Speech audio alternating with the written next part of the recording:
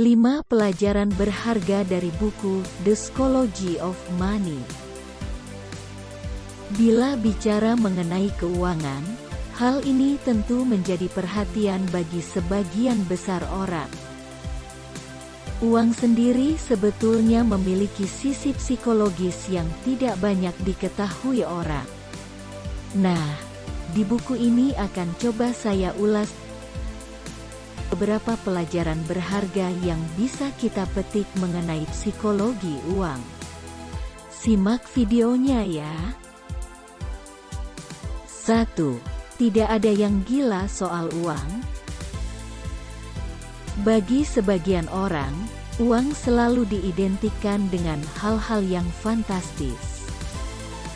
Bahkan ada juga yang berpikir bahwa kekayaan itu selalu datang dari kehebatan seseorang untuk menghasilkan uang. Padahal bila kita pikir-pikir lagi, semua orang datang dengan background yang berbeda, pendidikan yang berbeda, bahkan juga kondisi keuangan yang berbeda juga sejak mereka dilahirkan. Atas dasar itulah, kita tidak bisa mengukur kekayaan seseorang melalui kacamata mereka. Karena pada dasarnya yang cocok untuk orang lain belumlah tentu cocok untuk kita.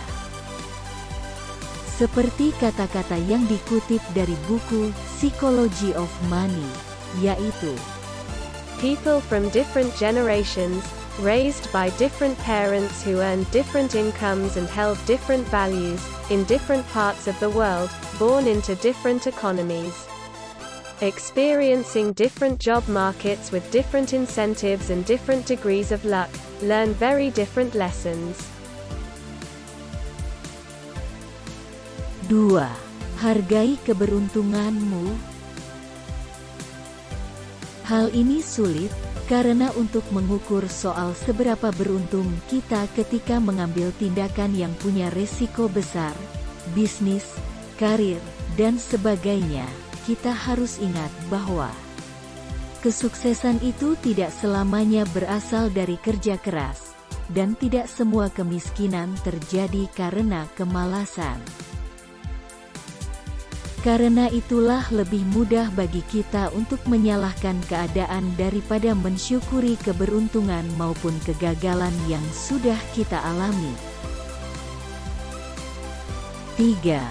Harus punya target goals. Hal yang paling penting berikutnya adalah mengukur target kita menuju tujuan yang hendak kita capai.